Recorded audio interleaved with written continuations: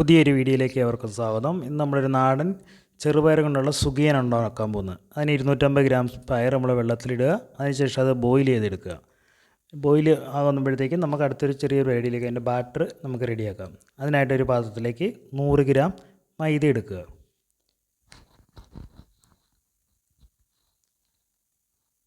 ആ മൈദയിലേക്ക് നമ്മൾ ഒരു 1/2 ടീസ്പൂൺ മഞ്ഞൾപ്പൊടി ഇട്ട് കൊടുക്കുക.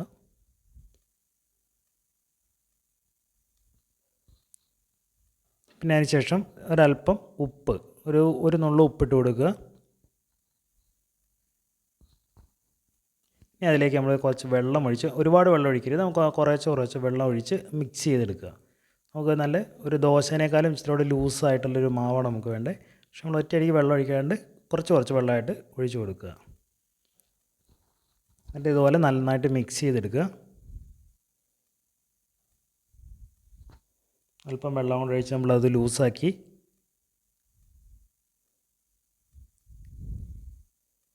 ഇത് കൈ കൊണ്ട് നന്നായിട്ട് ഉടച്ചെടുക്കുക. കട്ടയില്ലാത്ത രീതിയിൽ നമുക്ക് നന്നായിട്ട് ഉടച്ച് ഇത് മാറ്റി ഒരു സൈഡിലേക്ക് മാറ്റി വയ്ക്കുക. നന്നായിട്ട് മിക്സ് ചെയ്യുക. കട്ടയെല്ലാം നന്നായിട്ട് ഉടച്ചിട്ട് മാറ്റി വയ്ക്കുക.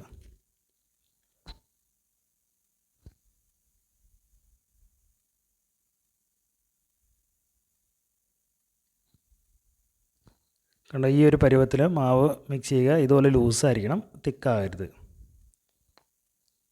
ഇനി നമ്മൾ വേവിച്ച പയർ ഊറ്റി മാറ്റി വയ്ക്കുകയാണ്. അത് ഒരുപാട് വേകരുത്, ഒരു ഫുള്ളായിട്ട് ഉടഞ്ഞു പോകാത്ത രീതിയിൽ നന്നായിട്ട് വെന്ത പോലെ ഇരിക്കണം. ഇതുകൊണ്ട് ഇതുപോലെ ഞെക്കുമ്പോൾ അങ്ങനെ ഒരുപാട് വേവാത്ത രീതിയിൽ വേണം പയർ ബോയിൽ ചെയ്ത് മാറ്റാനായിട്ട്.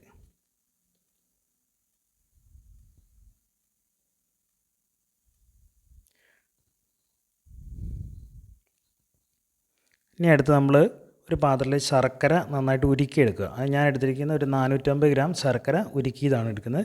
അതൊരു ഉരുളിയിലേക്ക് നമ്മൾ ഇതുപോലെ ഒഴിച്ച് തിളപ്പിച്ചെടുക്കണം. നന്നായിട്ടൊന്ന് വറ്റിച്ചെടുക്കണം.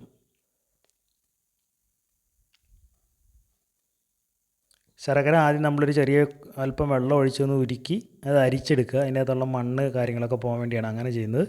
ഇനി ഇത് നന്നായിട്ട് തിളച്ച് വരട്ടെ. തിളച്ച് കുറുകി വരണം.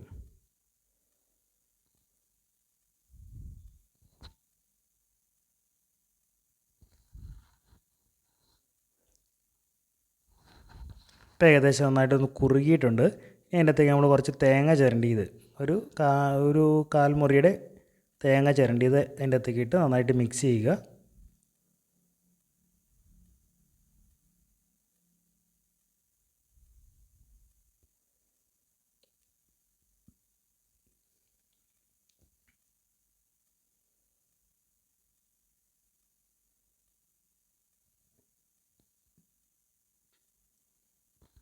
അതുപോലെ നന്നായിട്ട് തേങ്ങയും ശർക്കരയാണെന്ന് കുറുകി വരണം. ഇപ്പോൾ ഏകദേശം നന്നായിട്ട് കുറുകിയിട്ടുണ്ട്. ഇനി നമുക്ക് നമ്മൾ ആ ബോയിൽ ചെയ്ത് വെച്ചിരിക്കുന്ന പയർ അതിൻ്റെ അകത്തേക്ക് ഇടുക.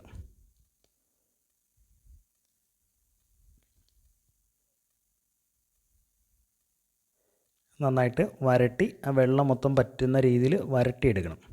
വെള്ളം ഒരുപാട് പാടില്ല, ലൂസായി കഴിഞ്ഞാൽ നമുക്ക് ബോൾ പിടിക്കുമ്പോൾ കറക്റ്റായിട്ട് കിട്ടില്ല. അതുകൊണ്ട് ശരിക്കും ഒന്ന് വരണ്ട് വരണം നന്നായിട്ട്. വെള്ളം എല്ലാം പറ്റി ശർക്കരയുടെ വെള്ളം മൊത്തം പറ്റണം.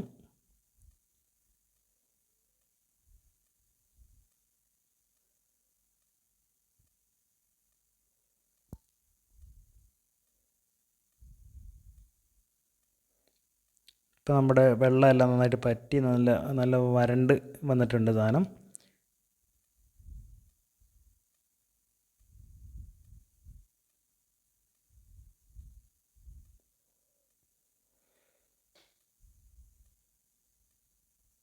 ഇനി നമുക്ക് അതിൻ്റെ അകത്തേക്ക് ഒരു സ്പൂൺ മൈദ ചേർത്ത് കൊടുക്കുക. മൈദ ഒരു സ്പൂൺ ചേർത്ത് കൊടുക്കുക. നമുക്കത് ശരിക്കും നമ്മൾ ഇത് ബോൾ പിടിക്കുമ്പോൾ നന്നായിട്ട് ഒട്ടിയിരിക്കാൻ വേണ്ടിയാണ് നമ്മൾ കുറച്ച് മൈദ ഇടുന്നത്.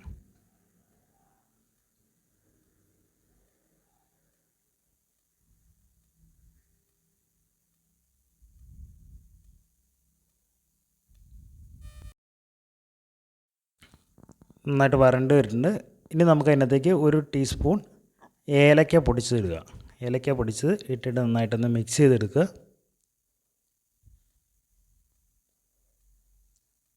നമുക്ക് തീ ഓഫ് ചെയ്യാം. ഇനി നമുക്കത് തണുക്കണം. തണുത്തിട്ട് വേണം നമുക്കതിൻ്റെ ബോൾ പിടിക്കാനായിട്ട്. ഇപ്പോൾ ഏകദേശം തണുത്തിട്ടുണ്ട്. ഇനി നമുക്കിത് ചെറിയ ചെറിയ ഉണ്ടകളായിട്ട് പിടിച്ച് മാറ്റി വയ്ക്കാം.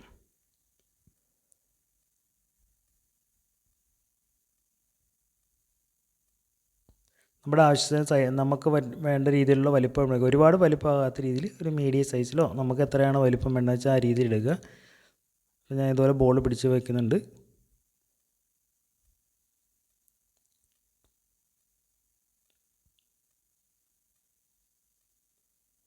നമുക്ക് 250 ഗ്രാം എടുത്തു കഴിഞ്ഞാൽ അതിൻ്റെ അകത്തൊരു 12 ബോൾ വരെ കിട്ടും. 12 സുഗിയൻ വരെ നമുക്ക് കിട്ടും. ഇനി നമ്മൾ ആദ്യം ഉണ്ടാക്കി വെച്ചാൽ ബാറ്ററിലേക്ക് ഓരോന്നോരോന്നോ പറക്കിയിട്ട് മിക്സ് ചെയ്തിട്ട് നമ്മൾ നേരെ എണ്ണ ചൂടാക്കി എണ്ണയിലേക്ക് എടുത്തിടുക. ഇതുപോലെ മിക്സ് ചെയ്യുക. എന്നിട്ട് നമ്മുടെ ചൂടായ എണ്ണയ്ക്കകത്തേക്ക് ഒഴിക്കുക. ഞാൻ പാം ഓയിലാണ് അതിനെടുത്തിരിക്കുന്നത്. നിങ്ങൾക്ക് ഇഷ്ടമുള്ള വെളിച്ചെണ്ണയോ അല്ലെങ്കിൽ നമുക്ക് സൺഫ്ലവർ ആയതുകൊണ്ട് ഉപയോഗിക്കാം. അധികം ഫ്രൈ ചെയ്യാണ്ട് തീ വേണ്ട, ഒരു മീഡിയം പയറുണ്ടാവണം. നല്ല അത്യാവശ്യം ചൂടായിരിക്കട്ടെ എണ്ണ ഇടാവുള്ളൂ, അല്ലെങ്കിൽ സുഗിയൻ എണ്ണ കുടിക്കും. ഇനി പയ്യെ ഇളക്കി മറിക്കുക.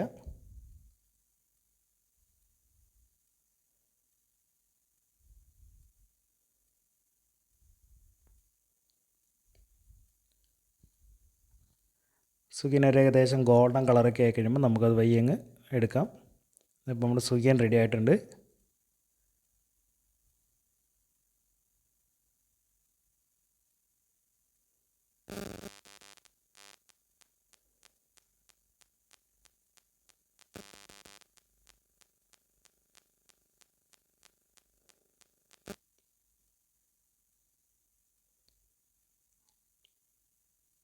സുഗിയൻ റെഡിയായി. ഇനിയിപ്പോൾ നമുക്കിത് വേറൊരു പാത്രത്തിലേക്ക് എടുക്കാം. ഇത് ചൂടോടുകൂടി തന്നെ കഴിക്കുക. അപ്പോൾ എല്ലാവരും വീഡിയോ ഇഷ്ടമായെങ്കിൽ ഷെയർ ചെയ്യാനും സബ്സ്ക്രൈബ് ചെയ്യാനും മറക്കരുത്.